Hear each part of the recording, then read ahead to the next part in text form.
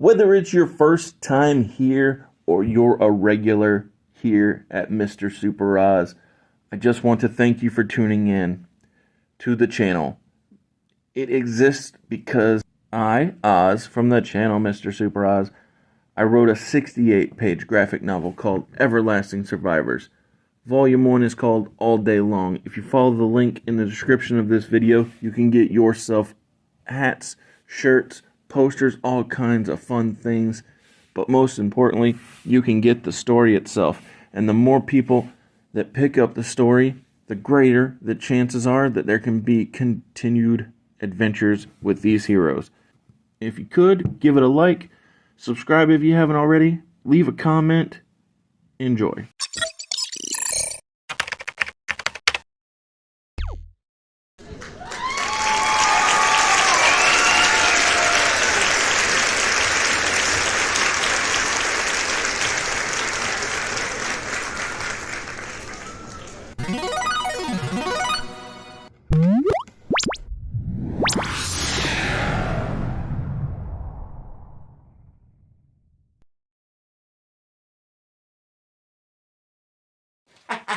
All right. Well, I won't say anything. No, it's fine. If you got some Triple H stuff, that's fine. Nope, I didn't have a word of Triple H. I figured since he lost it to a SmackDown guy, Okay. he'd show up on SmackDown. Oh, I love it. Because I do have plans for Triple H, and they're going to happen on your show next month on No Mercy. Because... No mercy.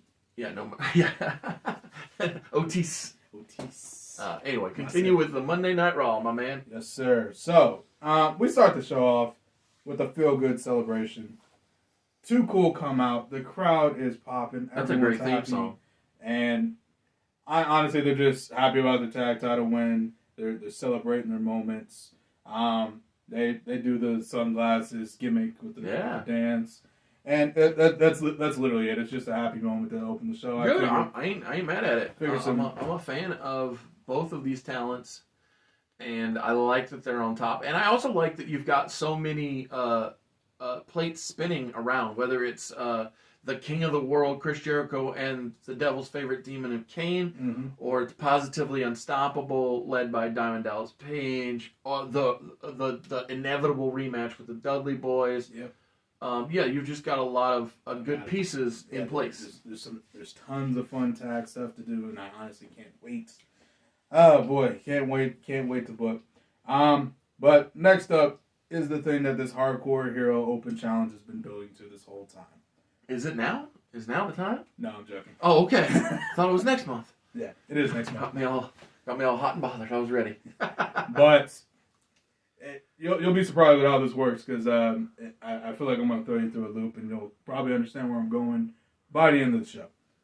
But for now, this week's Hardcore Open Challenge has something that, at the time, the crowd themselves might not understand is a big deal, but we know it's a big deal. Okay.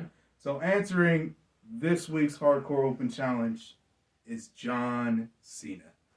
That's right. Future 16-time world champion. Oh, I thought that was next. Cena. I thought that was the next show. It's this one. Nope. This Oh, one right okay. here. So it is this show. Cool. Yep, but this is the main reason I've had jobbers and jabronis. Oh yeah, exactly. Because he comes out just looking like local anybody. Yeah, I mean, outside his body, obviously. I'm about to say the guy's jacked, but outside of that, this is like, ruthless aggression. Okay, fine, whatever. Cool. And basically, I almost have it beat for beat exactly. You should. Instead of it having a fist in the background, just have it read everything. Yep. But yeah, the same match from SmackDown that we all know and love. Exactly. Because I just recently replayed it on I just recently played it on the 2K23. John Cena 2K23 showcase. Exactly. And it's well worth repeating. It's a piece of reality that I think makes sense to keep. Exactly. Obviously, there's some slight tweaks. So, A, it's for the Hardcore title. Of course. Hardcore Hero Championship. Yep. And B, Stacy's there. Of course. So, but the like I said, the match beats are the same. match beats are the exact same. Instead of Kurt really like talking, he's like chuckling, and Stacy will take the microphone and go, "Listen, I don't know who you are, kid, but if I was booking this, I'd have her wink at him. I don't know who you are, kid. Wink, because she's like, come on now, that's a good looking man. Yeah, exactly. What a stud. But listen, I'll tell you what, if you can beat this man right here for the Hardcore Championship, you can take me on a date tonight. Well, I just feel like that's something that would happen. that or even be brought into her enterprise. Ooh. Yeah, that could work. Okay, that's even actually I like that better. So if you can beat the hardcore hero, you got a spot, and I'm gonna come up with a thing for it, but maybe like Stacy Enterprises or Keebler Inc. Something. Sure, whatever. Something of that nature. Cool. Insert cool name here. Yes.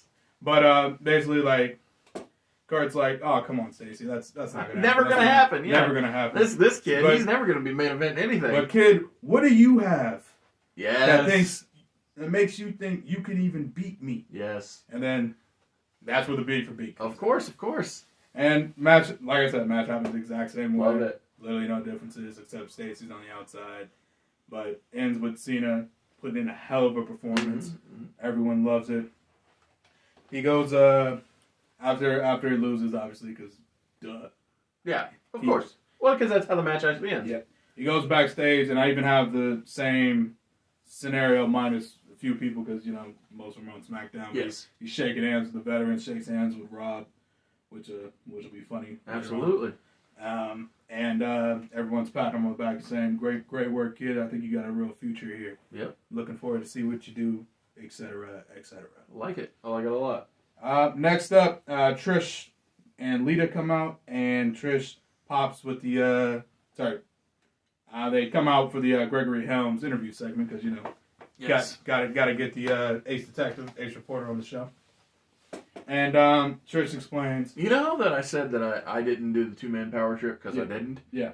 I almost feel like this could be a 2-woman power trip. Oh, that was the vibe. Yeah, I feel it. The problem is there's only one belt. But, yeah, exactly, but I mean, I feel like I work around that pretty decently. Yeah, no, they feel like equals, and I like it. Exactly. But basically, Trish basically talks about why I did this. Why did I do this? It's pretty obvious. It's because every week, Jazz comes out and disrespects me. Jazz comes out and disrespects Lita. She comes out and says she's going to be the most dominant women's champion that's ever existed.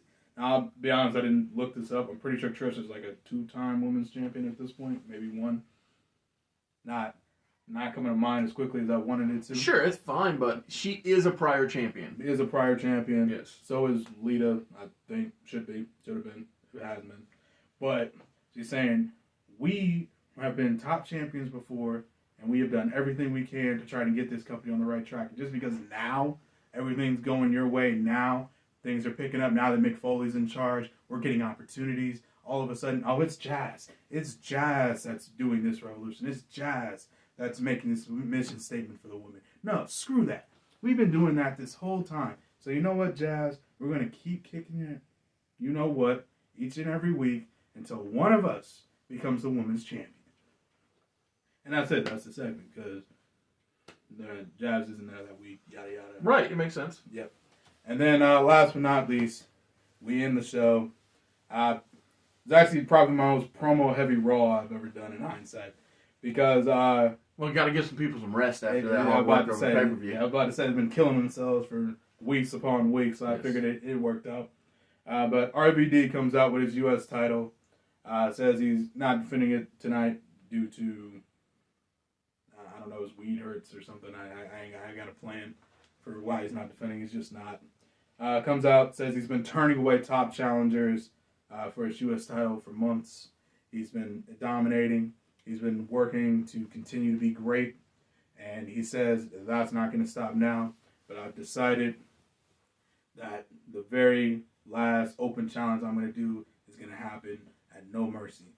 And I want the apex, the top of the top here on Monday Night Raw to challenge me for it. And he turns to the ramp. Anticipation.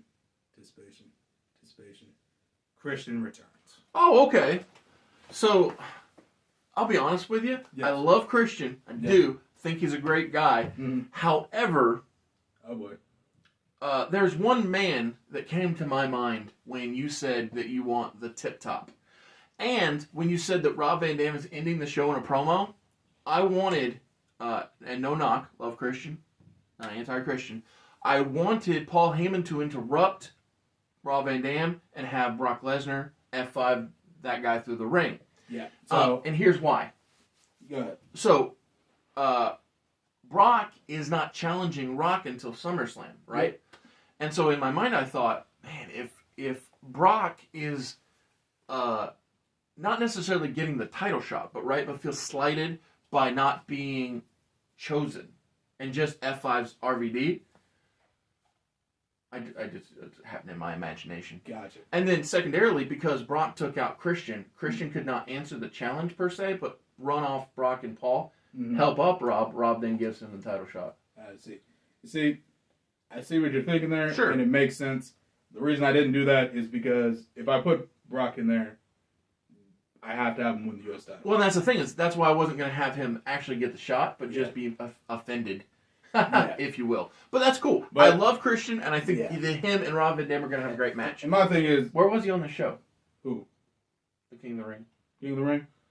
He was just in the middle. We just had Paul just say, you don't deserve to see Brock. He's the king. Oh, that's The fine. king is too Cool. important to show Well, up on the and show. here's the beautiful Make it- thing is the actual promotion for SummerSlam showed him on the farm lifting logs and baling hay and all kinds of stuff. So that's cool. I'm just checking. Yeah.